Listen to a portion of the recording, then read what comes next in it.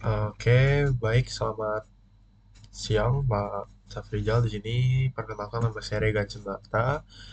Saya mahasiswa Sistem Informasi angkatan 2023 dan di sini saya akan mempresentasikan jurnal saya terkait dengan pengujian kualitas dan penjaminan perangkat lunak dengan judul saya yaitu Validation of E-Learning System through Acceptance Testing.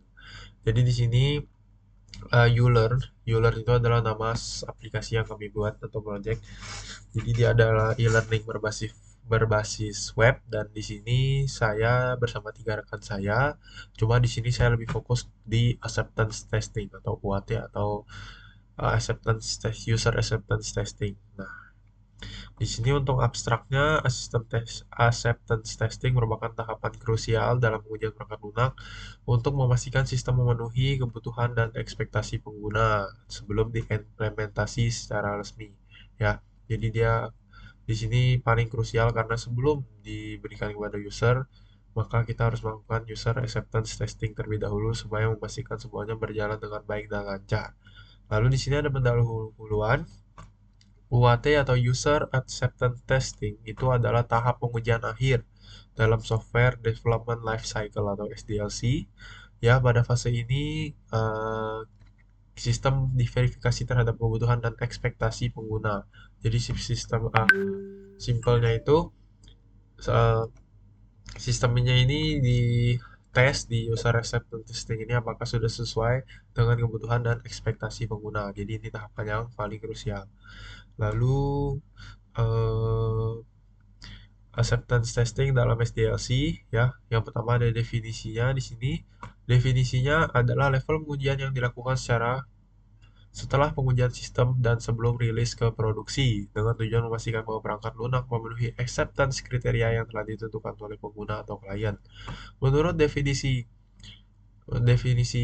ISTQB, acceptance testing merupakan pengujian formal terhadap kebutuhan pengguna, requirement, dan proses bisnis untuk menentukan apakah suatu sistem telah memenuhi kriteria penerimaan dan memungkinkan pengguna atau pelanggan memutuskan akan menerima sistem tersebut atau tidak. Ya, jadi simpelnya di sini saya mendalami apakah software yang saya buat ini apakah sudah sesuai dengan kebutuhan atau ekspektasi pengguna terhadap aplikasi yang kita buat. Ya, jadi ini tahap akhir. Lalu di dalam praktik industri, acceptance testing biasanya diklasifikasikan menjadi user acceptance testing, lalu operational acceptance testing ini memeriksa aspek operasional seperti cadangan data, performa beban, dan keamanan. Lalu alpha atau beta testing yaitu melibatkan kelompok pengguna terbatas sebelum rilis publik. Ya, jadi lalu berikutnya user acceptance testing ini itu adalah pendekatan black box testing sebenarnya. Jadi dia lebih meneliti kepada keluaran atau output tanpa memperhatikan struktur kode internal. Kalau kode internal itu kan white box. Jadi sebenarnya user acceptance testing itu kita lebih fokus ke black box-nya ya. Jadi di sini ada beberapa tekniknya. Yang pertama ada scenario based testing atau pengujian berbasis skenario. Misalkan di sini karena saya learning contohnya mahasiswa mengunggah tugas dan dosen memberi nilai.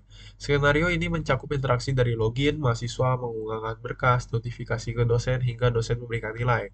Dengan menyimulasikan keseluruhan alur, pengujian dapat memverifikasi apakah sistem Euler merespon setiap langkah sesuai ekspektasi pengguna dalam konteks operasional nyata. Ya, jadi di sini saya mengetes apakah dari login sampai akhir itu sesuai dengan apa yang user mau.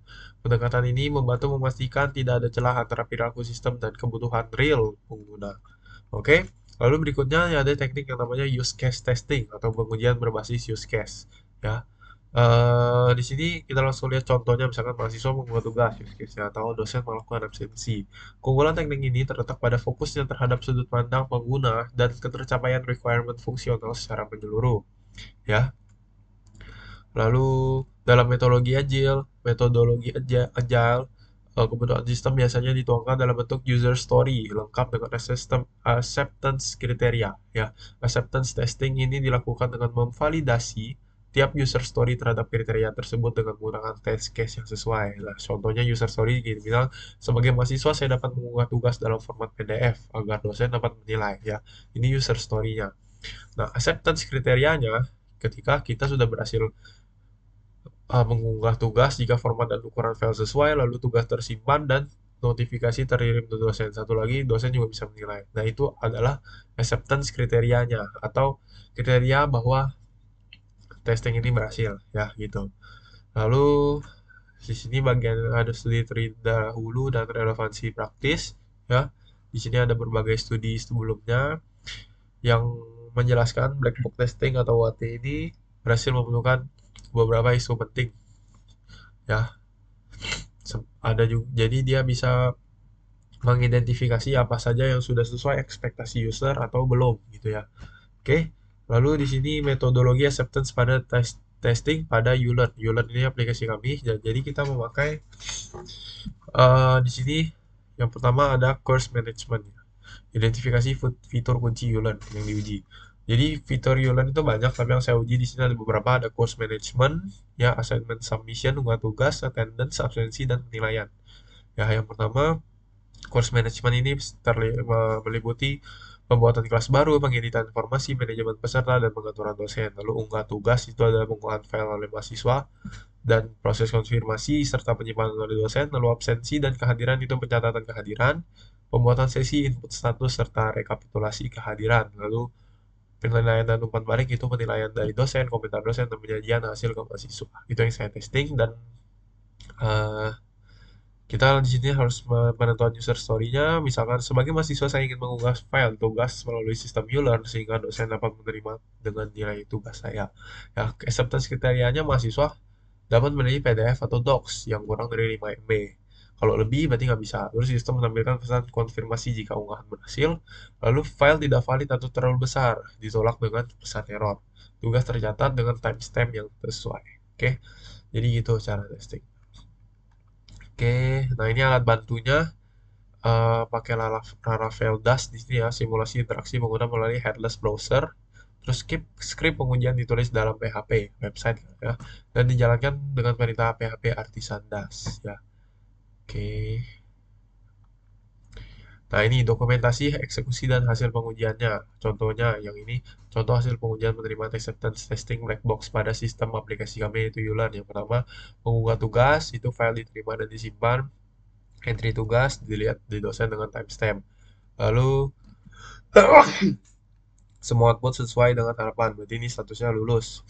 Terus unggah tugas format tidak didukung, ya, karena mahasiswanya mengunggah file .exe, jadi unggahannya ditolak. Nah, ini lulus. Terus absensi lulus juga. Nah, di sini penilaian di luar dari input batas dosen menginput nilai lebih dari 100, sistem menolak input.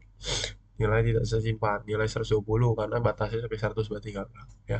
Terus pengolahan tugas, terus tampil perubahan berhasil, notifikasinya lulus. Nah, ini adalah contoh skenario testing yang saya lakukan. Nah, lalu hasil dan pembahasannya apa? Nah, di sini hasil acceptance testing terhadap sistem Yulan menunjukkan bahwa sebagian besar skenario telah memenuhi acceptance kriteria yang ditentukan. Dari total 20 skenario pengujian pada fitur inti dan sebanyak skenario 90% dinyatakan lulus, sementara dua lainnya gagal. Oke, skenario unggah tugas. Yang pertama tadi sudah lulus ya, bekerja sebagaimana mestinya, lalu absen dan menggunakan tugas juga bisa. Terus ada temuan bug yang belum itu di penilaiannya. Ini yang harus diperbaiki lagi. Oke.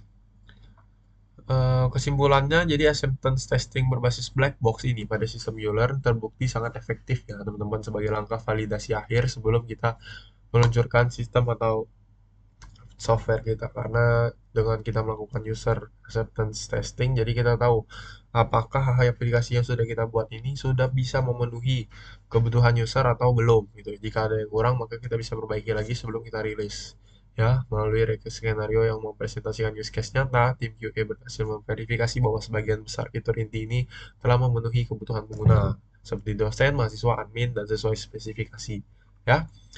Secara keseluruhan, hasil ini menegaskan bahwa sistem Yulen siap diimplementasikan dengan tingkat kesiapan tinggi, semua fitur penting berjalan dan terintegrasi dengan baik, tidak ada fitur utama yang hilang dari sistem, perspektif pengguna akhir menjadi prioritas dalam proses validasi. Cuma di sini ada saran, yang pertama harus uji usability dan UX ya. Jadi usability testing itu apakah dia bisa terus berkepanjangan gitu ya.